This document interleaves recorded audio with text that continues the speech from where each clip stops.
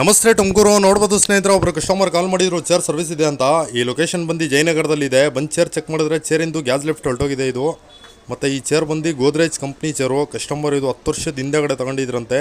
ತುಂಬ ಹೆವಿ ಇದೆ ಚೇರ್ ಇದು. ಮತ್ತು ಈ ಮಾಡ್ಲಿಂದು ಗ್ಯಾಸ್ ಲಿಫ್ಟು ಸಿಗೋದು ತುಂಬ ರೇರು. ಇವ್ರಿಗೋಸ್ಕರ ಆರ್ಡ್ರ್ ಕೊಟ್ಟು ತರಿಸ್ತಾ ಇದ್ದೀನಿ ನೋಡಿ. ಅದಕ್ಕಿಂತ ಹೆವಿ ಗ್ಯಾಸ್ ಲಿಫ್ಟ್ ಇದು.